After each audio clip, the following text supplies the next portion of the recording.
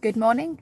This is Sarah, your healthy carnivore in the UK, on day, I think it's about 144 out of my 365-day challenge. I found the carnivore diet back in 2014, which is 10 years ago, but for one reason or another, my journey hasn't been very straightforward, and now I'm committed on my last ever restart. On the 18th of December, I'll be at 150 days and about 5 months then. So I can't believe what's happening to me, and I am so happy. But that doesn't mean that it's been an easy journey. I've had some horrible days, but I have learnt how to not comfort eat through them. And I think I don't think I'm ever going to comfort eat again, because I've been through quite a lot of things and just not done the emotional eating. And I really do genuinely believe it's gone away. Today's video is, I'm probably going to talk about lots of different things. I've got a bit more time. Thursday is an easier day for me, so I've got so there's going to probably be some ranting, there's probably going to be some chatting. I'm going to talk about the conference on Saturday, which is 2 sleeps away, and now that I sleep so beautifully because I'm on carnivore, it literally is just 2 sleeps away, not 10 sleeps away, because I've had multiple wake ups in the night. I just sleep all the way through. I think last night I went from about 8:30 until 5. I was tired and I went right through. So, yep, very happy. I'm also a lot more content after yesterday's video. If you saw yesterday's video, you won't need to hear the next bit, so I'm going to say it really super quick. I feel like I've noticed a change in my face. I feel like I've lost some inflammation on my face. And yesterday morning, I did see a video. Apologies, though, it wasn't on the Sean Baker channel. It was on a different channel, but it was about a conversation between Sean Baker and some other guy discussing visceral fat and how harmful it is and how it shows up in your face. The reason I'm talking about this again today is, one, because I want to tell you about how much more content I am knowing that that healing is happening. Yes, I haven't lost a massive amount of vanity fat, but I believe I'm losing the harmful fat, which is the most important thing. And if my why is not to turn out really unhealthy like my mum, then that really should be the fat I'm interested in losing, most importantly. But also, yesterday, well, this video was talking about how you can see people who've got the very tiny faces, but they're big everywhere else. That might mean that they just do have a lot of, particularly younger ladies. And yesterday I did see somebody. I'm not going to say where I saw them or who they are or anything else. I'm just saying I did see a lady yesterday with a decent amount of vanity fat, but a very slim, beautiful face. And I was thinking to myself, I think you're really healthy, because I don't think you have any visceral fat right now, which causes inflammation in the face. I hope that this information is correct. I hope that that video that I watched yesterday morning is correct in that assumption. But what I'm saying is, we've all know people that have got, an inflamed face, but they're a bit smaller everywhere else.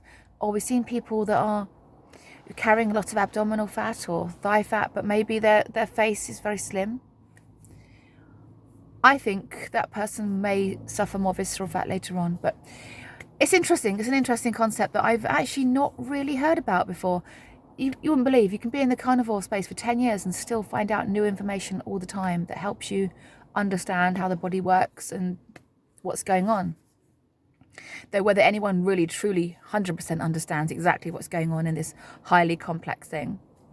It does make me laugh. People talk about a calorie as a calorie and all fat is the same, and I just think, wow, do you really think your body's that dumb that it can't work out the difference between beef fat and sunflower oil, and it hasn't got a clue between the calories in a donut or a piece of steak? People really do Anyway, we don't need to go off on one about that. I'm just saying the human is a highly complex machine, way smarter than us, and we need to get out of its way. That's basically what I'm saying. Eat the animal fat, eat the steak, don't eat the sunflower oil, don't eat the donuts, and your body can actually heal from things you wouldn't believe. So in 2 sleeps I'm going to the Healing Humanity conference in London. I was calling it Kent because it's just a crow's flight away from one of my best friends who lives in Kent, and I thought it was. Turns out it's Essex, London, however you want to call it. I have to pay the ULEZ. Not happy. Yeah, not happy about that. But never mind. I will pay it if it's an absolute essential. But I'm not happy about it. And we're not saving the polar bears by paying it. So the reason I'm bringing this up now is because if you've got this far, you're probably someone that watches my videos all the way through. I have got an opportunity for one person to go to the Healing Humanity conference for free. Now, it's unlikely that I'm going to get any hits on this because it's not the most expensive conference. Now, that's not judgmental. I mean, it's a really expensive time of year. They've really ramped the prices up. Our government doesn't care about us, and so no one can afford to do anything. I probably shouldn't be going. But I'm going to go anyway, and to hell with the expense. But literally the only reason you can't make it is because you can't justify the money for the ticket, I have managed to get my hands on a free one. So if you can send me an email, my email is in the description underneath my channel about information. There's an email there. I'm not expecting to get an email through for this because, like I said, if you live near enough to the conference that you can go, you're probably already going. And if you're not, there'll be some other reason other than the cost of the ticket. But the opportunity is there. If you would really like to go and you just can't justify paying the money,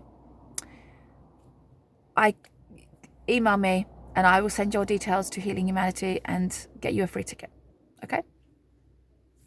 So that's that discussed. Christmas is coming, right? We're just around the corner. Everyone on this channel is 18 plus, mostly between 45 and 65. That's my cohort. So you're well over the age of 18 and can decide what you want to do. It's not too late to change, but obviously it's probably too late to fat adapt or feel really good before Christmas if you're not quite there. So you've probably decided just to do it after. That's your choice. Me personally, I'm keeping going. I'm going to keep doing exactly what I've been doing because the thought of taking any time off or giving up in any way just sounds horrible. Which, that just shows you how desperate I was before committing to this, right? The thought of being in that state, being in that, we're losing light. Just stay on for the duration. Where was I? Christmas, yes.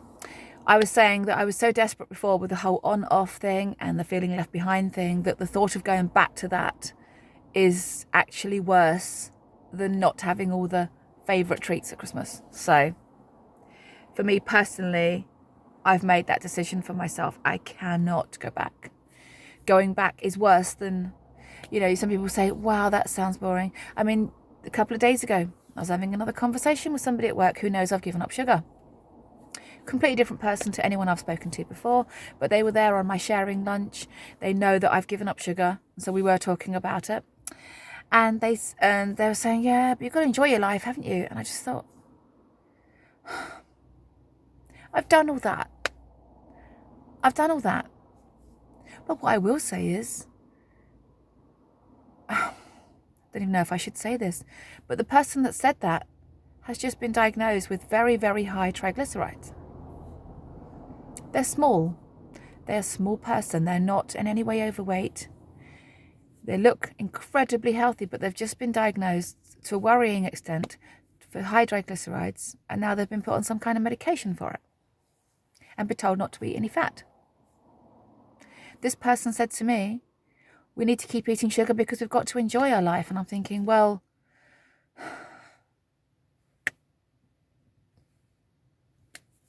I've done all that. I've been there. I've done all that. I've eaten all the stuff.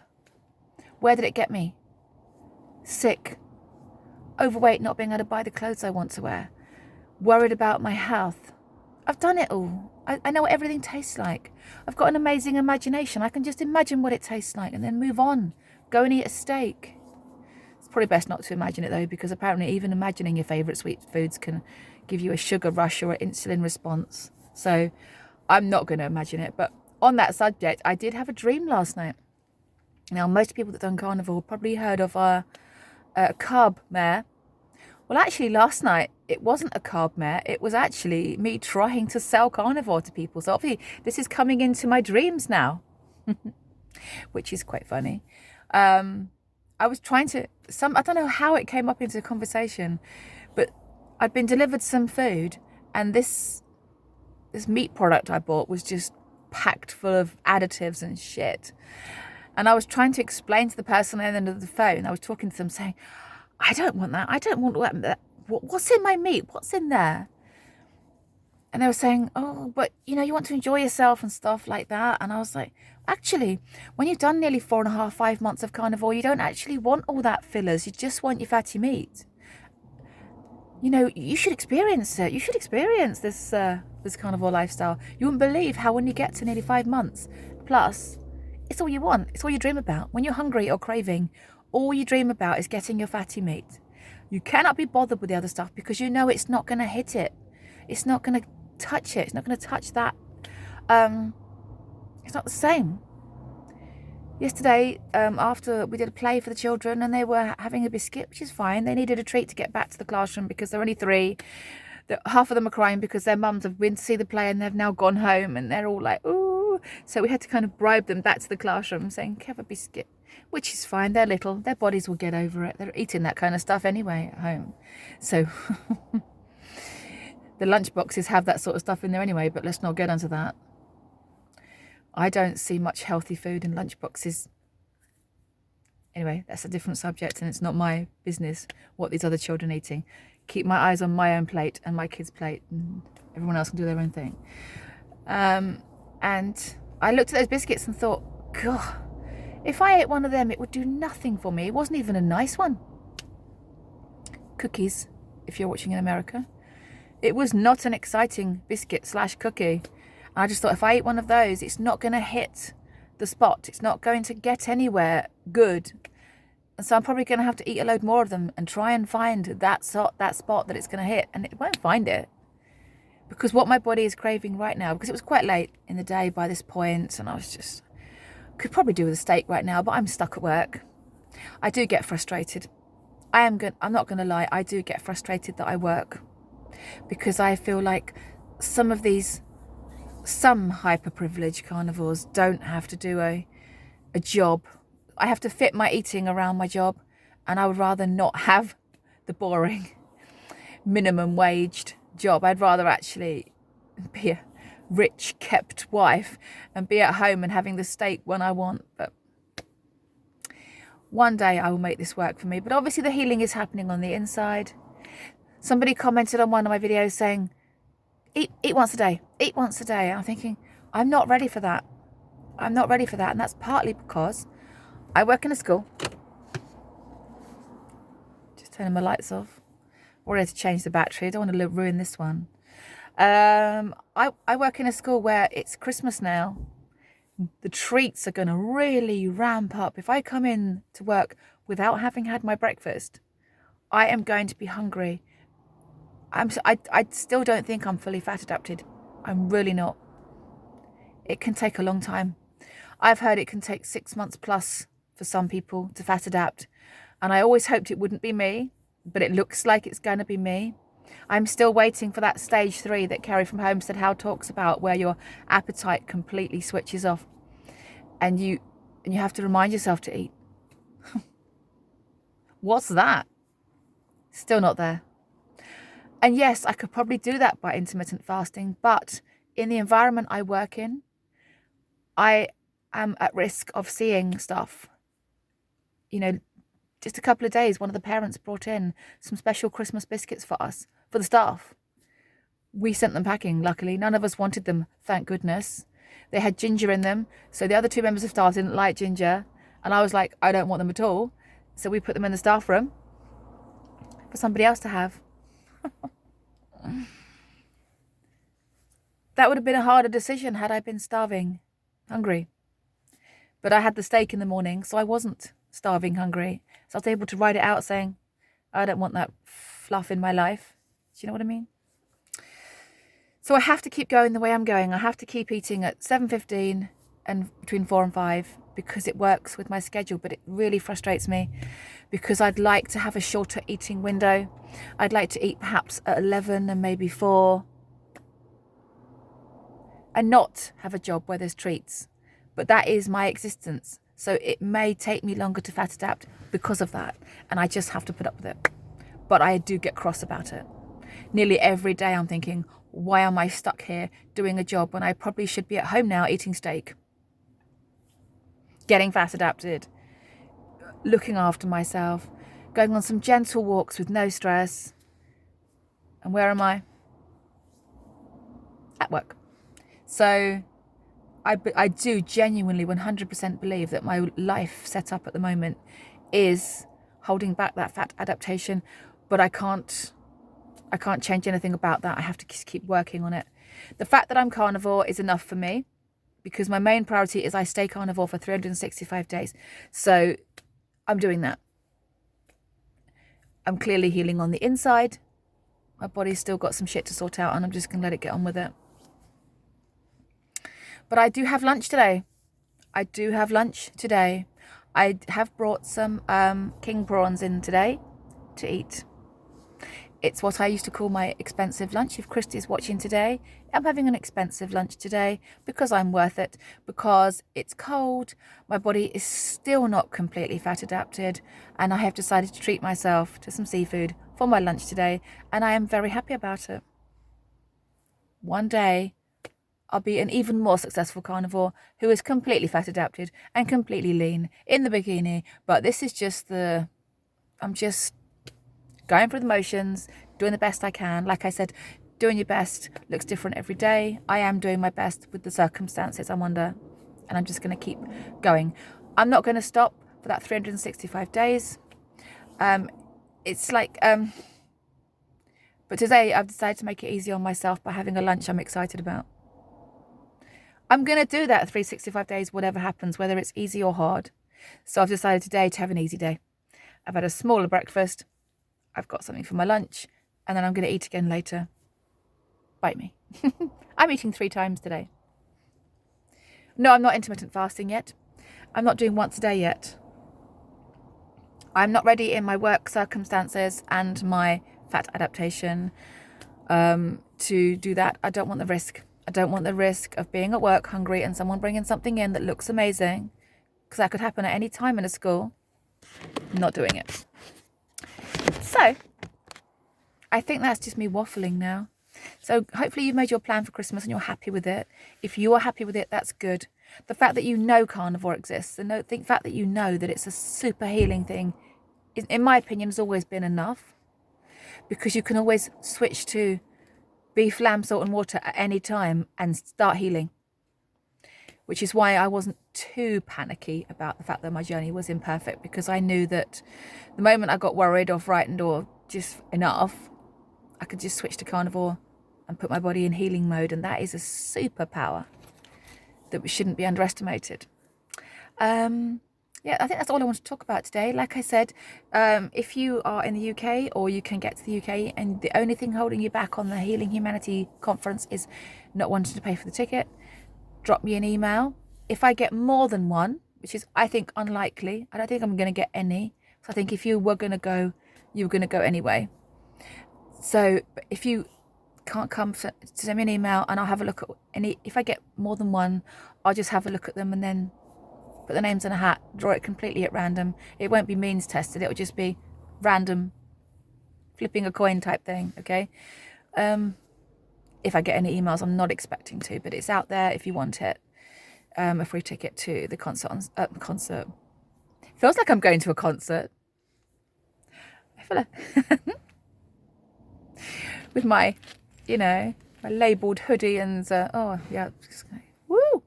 I've got to try not to, when the people are talking, I've got to try not to go, woo! Yeah! None of that. Just nonchalant.